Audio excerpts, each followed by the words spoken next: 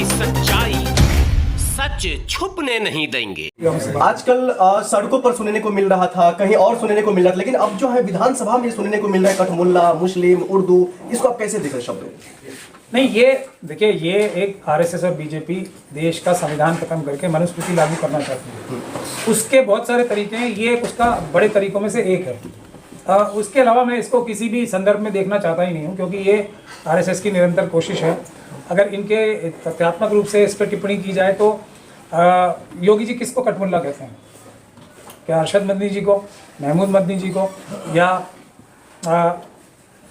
जो हमारे personal law board में जमात इस्लामी, जमीयत उलमा हिंद में जितने भी ये बड़े बड़े मौलाना हैं, उनको अगर वो कठमुल्ला कहना चाहते हैं, यानी काट का मुल्ला, तो वो सही कह रहे हैं, क्योंकि ये मौलाना है ही नहीं, ना मुल्ला है ना मौलाना है, और दोनों ही ये कभी हो नहीं सकते। तो ऐसा तो कठमुल्ला तो कोई भी मुसलमान वैसे ही नहीं बनना चाहेगा ना, मौलाना बनना चाहेगा। मुल्ला तो मौलाना से भी ऊपर होते हैं। मौलाना ही बोला उन्होंने, विधानसभा मौलाना भी बोला है। मौलाना का तो वो मतलब ही नहीं समझते ना। वो मौलाना उन्होंने जो अपने जो हाईजैक किए मौलाना है, जो आरएसएस और बीजेपी के मौलाना है, उनको मौलाना कहना चाहते हैं ना, वो अरशद मदनी, महमूद मदनी टाइप लोगों को, या ओवैसी साहब को। ये लोग मौलाना और मुल्ला कभी हो ही नहीं सकते ना, ये उनके बनाए हुए हैं, ये तो कठमुल्ला ही हैं, ये हैं काट के मुल्ला। और कोई मुसलमान कठमुल्ला बनना कभी भी नहीं चाहेगा ना। मैं मुस्लिम हूँ मतलब, तो मैं ये बता रहा हूँ कि मैं अपने आप को सबसे सौभाग्यशाली समझूंगा अगर मैं मौलाना बन पाऊँ।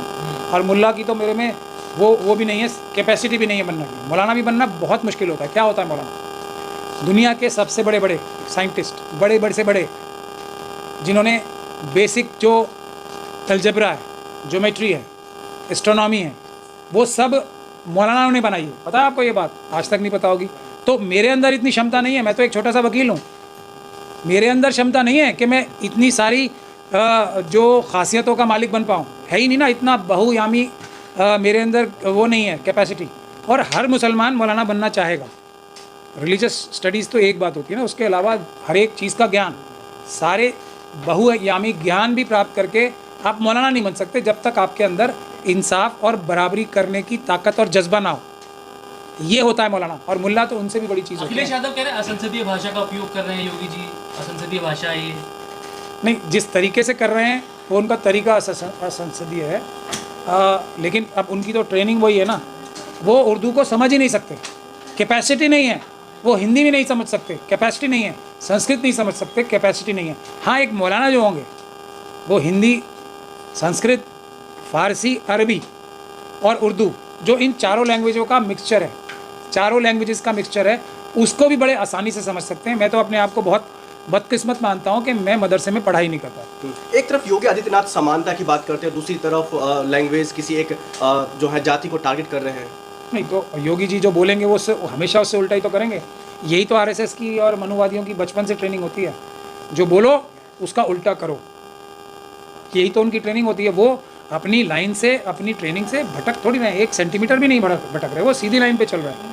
सबको धोखा दो, सबको बेवकूफ़ बनाओ और सबका पैसा हड़प करो, झूठी बातें करके पैसा। अब बताइए आप, कुंभ का तो उनके प्रति कितना उनके अंदर वो होना चाहिए ना। उनके चेहरे पे आपको एक शिकन नजर आई? इतने श्रद्धालु सिर्फ उनकी गलती से। और गलती क्या है उनकी? कि उन्होंने सिर्फ पैसे चुराने पे ध्यान लगाया। अगर वो इतने पैसे सच में खर्च कर देते तो बहुत ही सुचारू रूप से व्यवस्था होती।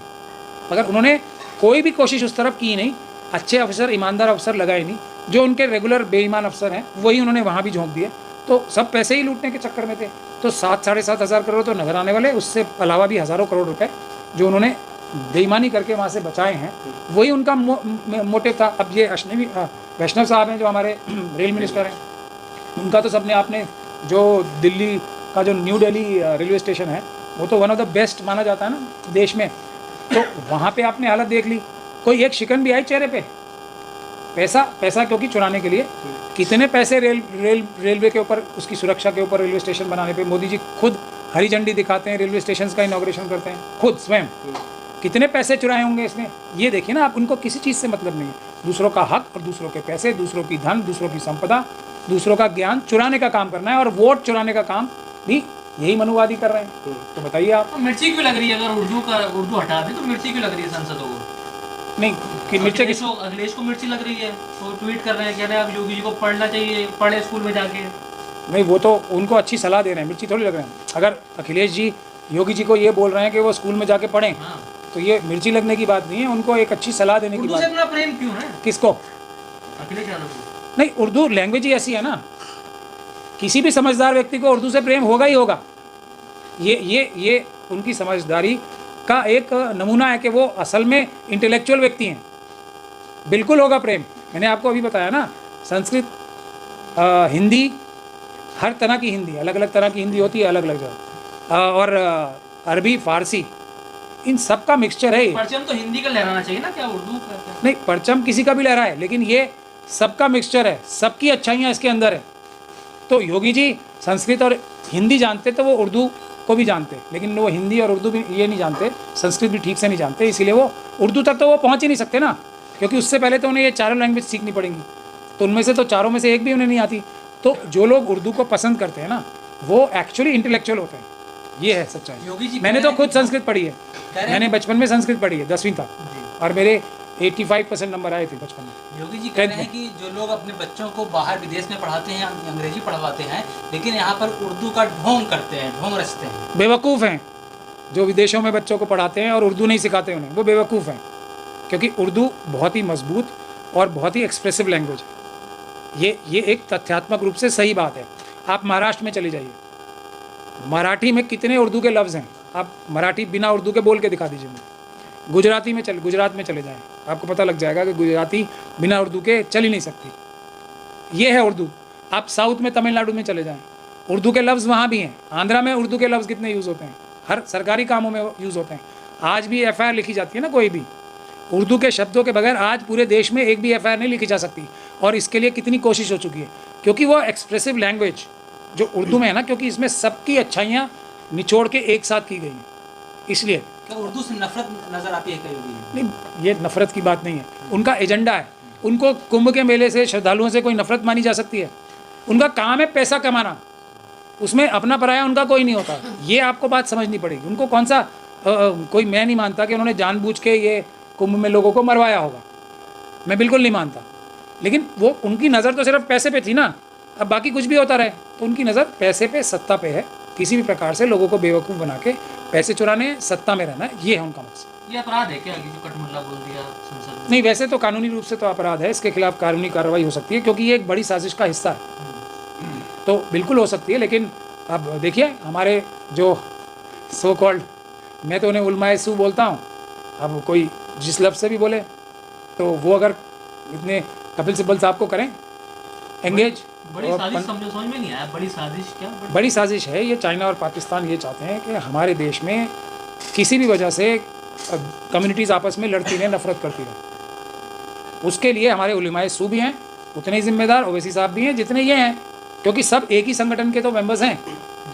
ये सब राष्ट्रीय मुस्लिम मंच जो बना है ना, जो इंद्रेश कुमार जी जिसके हेड हैं, ये सब उनके अंडर काम करने वाले अब संगठन हो गए। ये B टीम और A टीम नहीं होती है, आपको ये समझना चाहिए। ये बिल्कुल गलत टेक्नोलॉजी या टर्मिनोलॉजी, और ये नहीं होता है कुछ भी। ये संगठन है, RSS संगठन के जैसे BJP एक पॉलिटिकल पार्टी है, RSS का एक संगठन है।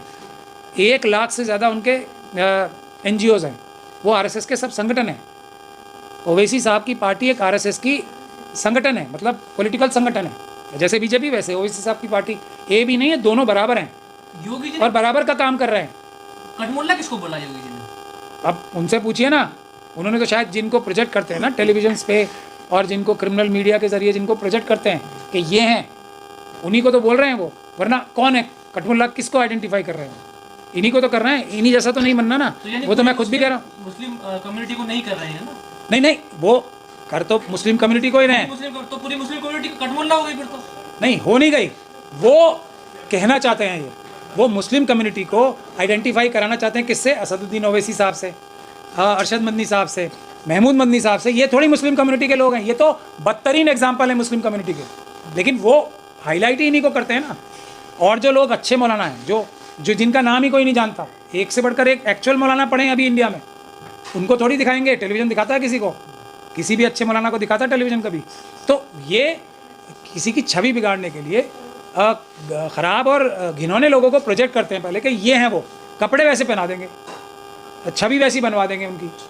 लेकिन उनके बाद उनकी हरकतें ऐसी होंगी कि कोई भी व्यक्ति कोई भी व्यक्ति उनसे अच्छा नहीं मानेगा, उन्हें बुरा ही मानेगा, और फिर ये कहते हैं कि सारे मुसलमान ऐसे होते हैं। यही तो कॉन्स्पिरेसी है जो हम बार बार लोगों को समझाने की कोशिश कर रहे हैं। मुसलमान इतना बुज़दिल हो सकता है, इतना ज़मीर फरोश हो सकता है, इतना मुनाफिक कोई मुसलमान हो सकता है जैसे अरशद मदनी साहब ने कहा कि हम मनु के चरणों में सर झुकाते हैं और सबसे कहते हैं आओ मनु के चरणों में सर झुकाओ। कोई आदमी इतना घटिया हो सकता है कि जो ये कह के हम बाबरी मस्जिद का केस जीते हैं, इतना दीदा दिलेर बोलें या उसको क्या बोलें, तोता चश्म कोई बोल सकता है दुनिया में कि ये हैं मुसलमानों को छवि बनाते हैं अरशद मंदी जैसी, और वो इतने गंदे गिनौने लोग होते हैं, ये उनको आर्टिफिशियली प्रोजेक्ट करते हैं। क्या नहीं घृणा दिखाई दे रही है मुसलमानों के प्रति योगी जी के इस बयान में? घृणा नहीं, स्ट्रैटेजी है उनकी।